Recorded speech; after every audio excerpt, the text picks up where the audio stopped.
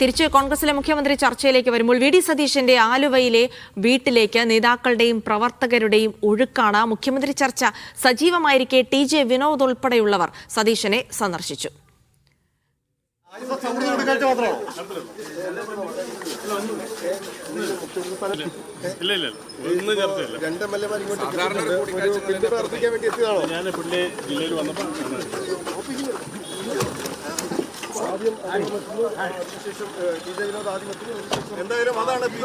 അപ്പോൾ V D സതീശന്റെ വീട്ടിലേക്ക് പ്രധാനപ്പെട്ട നേതാക്കളൊക്കെ അദ്ദേഹത്തിനെ കാണാൻ എത്തുന്നുണ്ട്. ഇനിയിപ്പോൾ ചർച്ചകളുടെയൊക്കെ ഒരു പ്രധാന കേന്ദ്രം കൂടിയാണ് മുഖ്യമന്ത്രി സ്ഥാനാർത്ഥി അല്ലെങ്കിൽ മുഖ്യമന്ത്രി പദവിയിലേക്ക് പേര് ഉയർന്നു കേൾക്കുന്ന ഒരാളെന്ന രീതിയിൽ അപ്പുറത്തേക്ക് പിന്തുണ അർപ്പിച്ചുകൊണ്ടടക്കമായിരിക്കണം നിരവധി ആളുകൾ വരുന്നത്. മുഹമ്മദ് സാലി വിവരങ്ങൾ നൽകും. സാലി, അപ്പോൾ നിരവധി ആളുകൾ അങ്ങോട്ടേക്ക് എത്തുന്നുണ്ട്. ചർച്ചകളുടെ ഒരു കേന്ദ്രം കൂടിയാണത്. അപ്പോൾ ഇവരൊക്കെ എത്തുന്നത് വി ഡി സതീശന് പിന്തുണ അർപ്പിക്കുക എന്നുള്ള ലക്ഷ്യത്തോടെയാണ്. അപ്പോൾ കൂടുതൽ മുഖ്യമന്ത്രി ചർച്ചകൾ തന്നെയായിരിക്കുമല്ലോ അവിടെ നടക്കുന്നത്.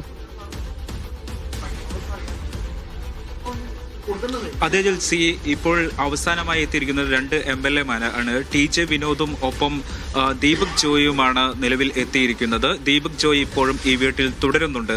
ഏതായാലും നമ്മൾ നേരത്തെ റിപ്പോർട്ട് ചെയ്തതുപോലെ നിരീക്ഷകർ കേരളത്തിലേക്ക് എത്തുന്നു. MLA-മാരുടെ അഭിപ്രായമടക്കം നിർണായകമാണ്.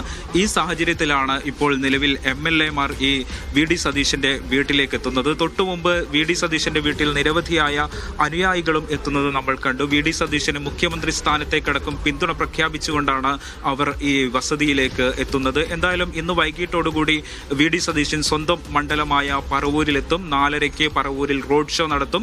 അതിനുശേഷം തിരുവനന്തപുരത്തേക്കാണോ ഡൽഹിയിലേക്കാണോ എന്നതിൽ അനിശ്ചിതാവസ്ഥയുണ്ട്. എന്തായാലും അല്പ ദിവസങ്ങൾക്കകം തന്നെ നമുക്ക് വി ഡി സതീശനാണോ അല്ലെങ്കിൽ മറ്റാരെങ്കിലുമാണോ മുഖ്യമന്ത്രി എന്നതിൽ വ്യക്തത വരും. ജിൽസി, അപ്പോൾ ആരായിരിക്കും മുഖ്യമന്ത്രി എന്നുള്ള ചർച്ചകളൊക്കെ സജീവമായിരിക്കുന്ന സമയത്ത് കൂടിയാണ് വി ഡി സതീശന്റെ ആലുവയിലെ വീട്ടിലേക്ക് നിരവധി നേതാക്കൾ കൂടി എത്തിക്കൊണ്ടിരിക്കുന്നത്. മുഹമ്മദ് സാലിഹാണ് അവിടെ നിന്നുള്ള വിവരങ്ങൾ പങ്കുവച്ചത്.